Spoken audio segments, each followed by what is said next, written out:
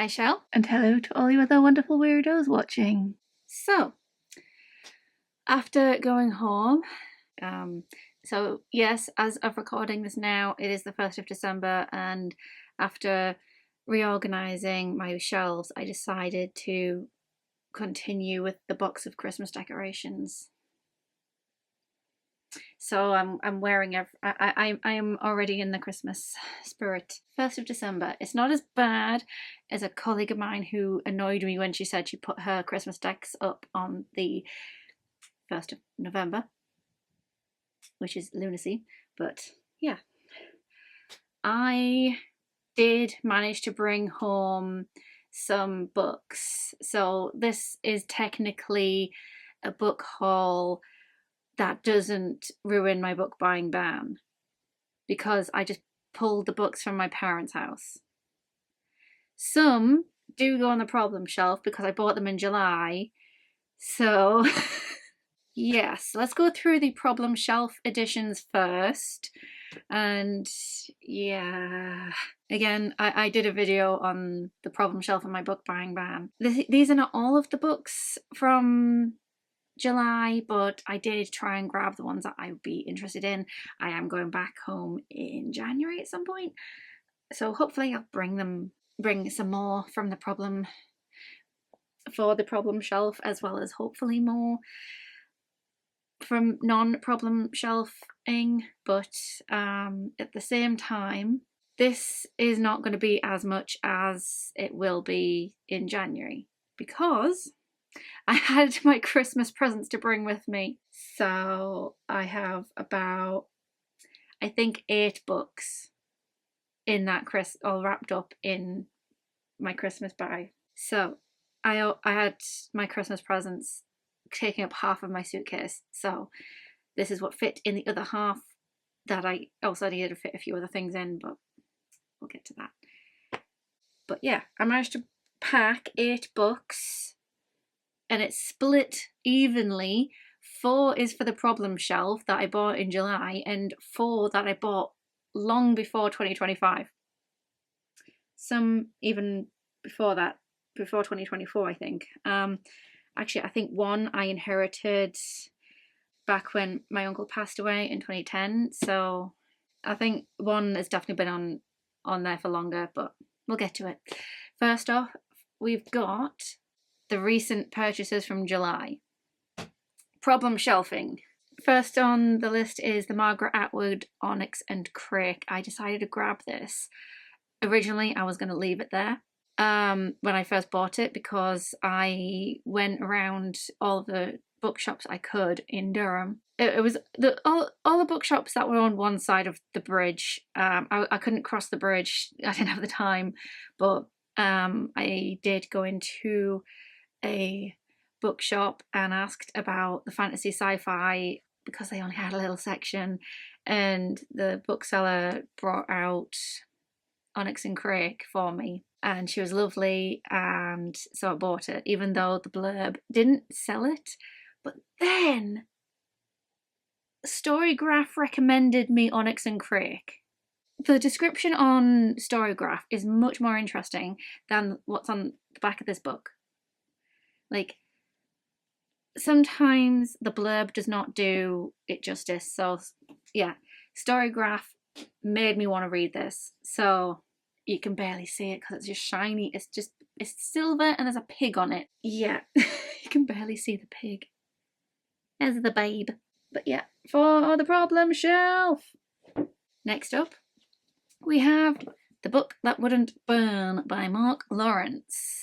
I have seen, I think it was Murphy Napier, talk about this book, and I can't remember if she liked it or not, but the premise and the fact that Mark Lawrence is highly praised on BookTube, I kind of just impulse purchased.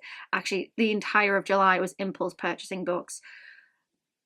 I'm pretty sure I bought like close to 20. That's how impulsive I was. So I'm pretty sure this was one of those things I was just like, oh, BookTube highly priced this. Oh, maybe it did. I don't know. But yeah, So I am excited to read it. I believe there was a book 2 and I think book 3. I'll dive into it, but I don't know why I decided to grab this one. I know I had to do a bit of editing with what books were bringing, but I was just like, you know what, I'm gonna bring this one. Don't know why, but either way, to the problem shelf you go. We've got 2 books bought together by the same author, Danielle Page, or Daniela. I'm gonna go Daniela Page, and I got Spell of the Sinister and Wish of the Wicked. I do believe these are retellings for young adult or middle grade. I can't remember. They were in the kids part of the books, so they are for younger readers, and sometimes I just want to have an easier read, so that's kind of why sometimes I grab those. But also at the same time, as I know there's kids in my family that will grow up to want recommendations, and I would like to provide some books and have a conversation with them about it. So partially that's why, and other reasons are these I think are fairy tale retellings, and I have a soft spot for a good fairy tale. I even watched Once Upon a Time up to about halfway through series 5 before I gave up on it, but I have a thing about retellings as well. It's just, when it comes to fairy tales, I love that. I love it in Ursula K. Le Guin's stories. I loved it in Bora Chung's short stories, the fairy tale-ness of it. But when it comes to like retelling it and making it a bit more modern and digestible, sometimes that also has merit, and it's just like sometimes you can do a good twist to it or a good spin on it. Like Once Upon a Time, that did a really good spin on it. Just don't watch too far into it. That's all I'm saying. But yeah, I am actually excited about these 2 books. Onto the shelf you go. I do believe I bought 3 of those books. Not, well, 2 by Daniela Page, but 1 extra one, and then the person behind the counter said, oh, it's 2 for £1 or 2 for buy one get one free, something kind of deal. And so she was just like, oh yeah, just grab 1 more book, and that's how I ended up with Unfortunate Events, which I brought with me back in July, and I just finished, by the way. I'm not going to actually continue with the series because I don't see a point in it, because I've seen the Netflix series, but it was just nice to read the first book. It's kind of like that with The Borrowers. I don't want to read the whole series. My neighbour's jamming out. Don't mind him. It's fine. But yeah, sometimes I just don't plan on reading the whole series, even though I'm familiar with the series from another medium or through an adaptation, and it's just like, it's fine. The only time I would want to read the whole series is The Worst Witch. I'm very interested in reading all of that just because the nostalgia to it.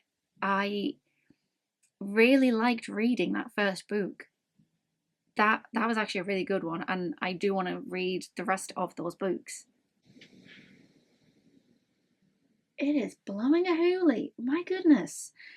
Anyways, this next one doesn't belong on the problem shelf, but I'm going to put it there because I don't feel right separating this author from his other books. So, Clive Barker.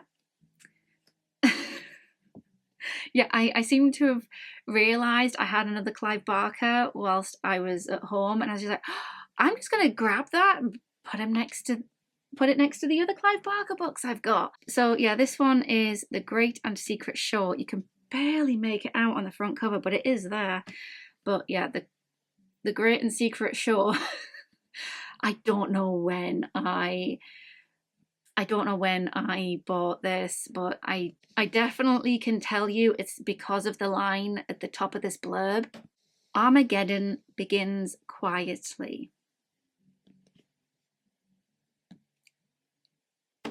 Oh, this might overtake my desire to read Weave World. But yeah, actually, no, wait. The first book of the art. Oh dear, if it's a book one. That might. I also did not look at the font. Oh dear. Well, either way, it's going on my problem shelf, even though it doesn't belong on there, because I don't want to separate Clive Barker books. Don't ask. I mean, it doesn't make any sense, but it does to me. Okay, so it's on the problem shelf. So next up we've got, this one was actually my uncle's, but he passed away, and I got to go through his book collection and his DVD collection. Actually, we got to go through his possessions, and I took a lot of the books. I think I was the only person that went for the books, but you know. And that is Prey by Michael Crichton. And I've been seeing Michael Crichton pop up on BookTube quite a bit, and I knew I had one in my wardrobe, and it's been there for years, and I've been very interested since I've even picked up the book from my uncle's collection. It is a very interesting premise. It does seem very interesting, something about swarm of rogue micro robots has escaped from the lab. Yeah, it's very interesting. So, very interesting premise. Self-sustaining, self-reproducing, and capable of learning from experience. Yeah, that is horrifying. So yeah, I do have a Michael Crichton. Yes, I do have a Michael Crichton book. I think I did own another one of his books, but I think it got purged when I got rid of half of my books to move house. That was a decision and a half. I definitely was not happy about that. But either way, I am very excited to start reading Michael Crichton. Apparently Jurassic Park was a very good book. I might see it in a library if I can get into the library. But other than that, I'm very interested. Question, does this go on the book?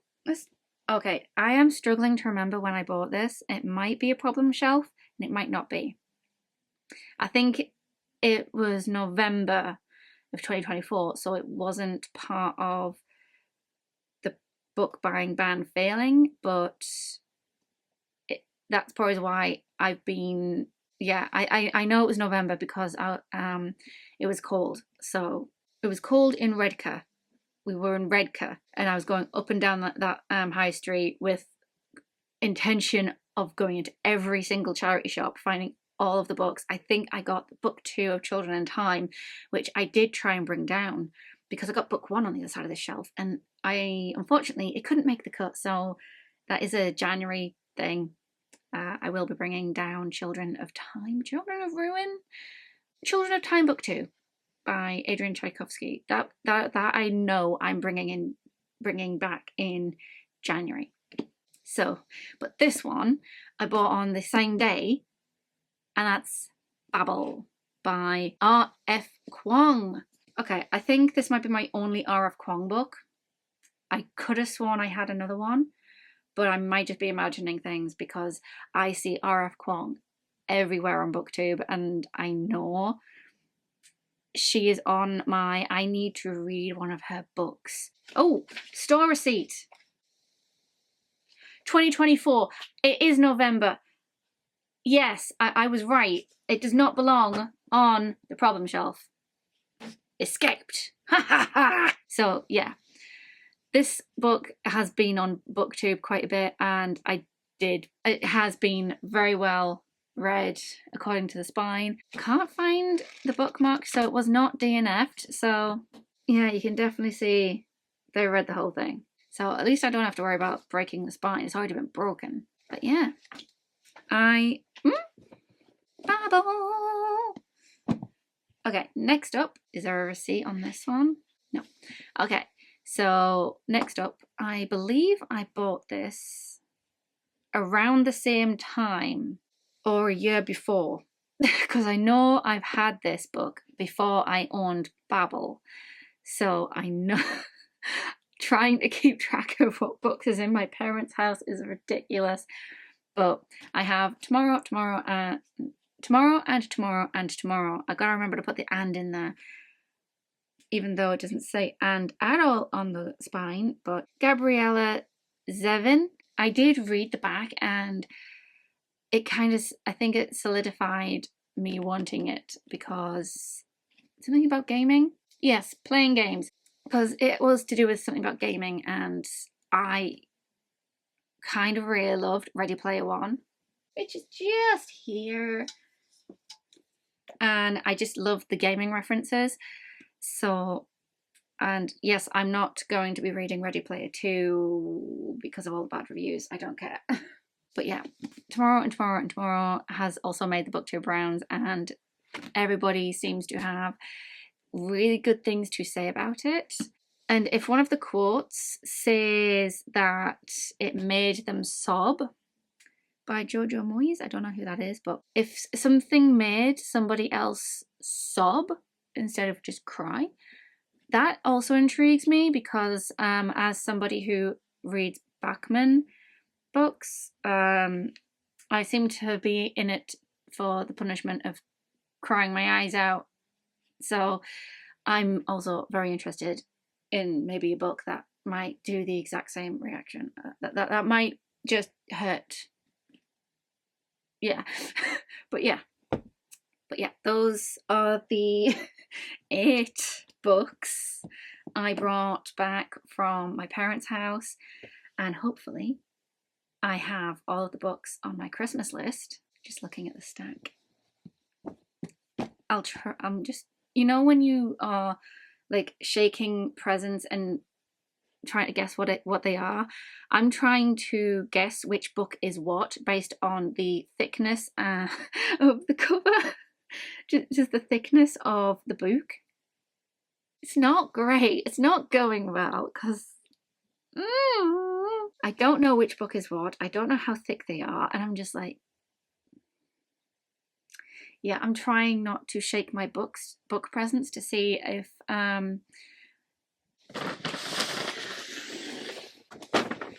because yeah, got a thin book, got a thick book, and I don't know which one is which.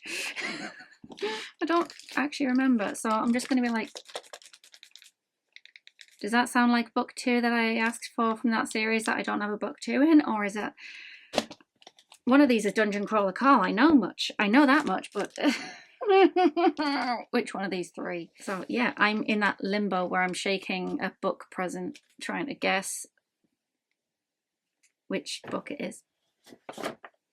My mum has also told me she has gone off script when buying me stuff, so yes. But yeah, that was this book haul. If anybody's confused as to the new layout, these are not problem shelf. This was my immediate TBR. So I've got my birthday presents on here, as well as stuff that my dad sent me, plus the last Farseer book, and this is the extended part of the problem shelf, because I knew I was going to have to make room for the ones in July, because I'm bringing them up now. So I do have that little bit of space, but I also have a little bit of space down here as well. So just making the space for the books I bought in July.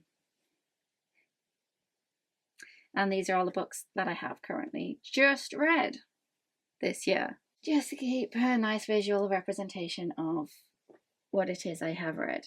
But yeah, these are the books that I decided to bring home from my parents' wardrobe. Well, my wardrobe. My parents turned my room into a guest room, so all of my stuff is in the wardrobe now. There's something to be said about reverse coming out of the closet, that as a person who identifies on the queer spectrum, it's kind of disheartening. But at the same time, I don't want my mum to be dusting a lot of bookshelves. So it not at her old age. So partly practical reasons, but yeah, it also, this book buying ban is also to help me stop buying so many books when I'm at my parents' house, so that, because I want to be bringing books back with me, but I keep on ruining that by buying so many, and it's difficult to whittle down my shelves at home. When in January I will be doing I will be going through my Doctor Who books, so there will be that. There will be that. Despite having a book buying ban, I have plenty to read. It's fine. And a variety to read, so I shouldn't be buying. And at the speed at which I'm reading, I mean, this is the books I've read this year. It's not great. I'm not going to get to all of that. I mean, this looks like one year's reading list. This one looks like next year's reading list, just because it looks the exact same. So I don't know how long it's going to take me to get through my problem shelf, but I do have a plan for next year. Whether or not it goes through, it is another matter, but hey ho, it's good, it's fine, it's fine. So the reading continues. I need to get him a little Christmas hat. The T-Rex has one, but the pug don't. I don't know if you can hear him singing, but he really is having a fun time up there. Anyways, bye, Shell. And bye to all you other wonderful weirdos watching. Now I've got to put this on my shelf now. Oh.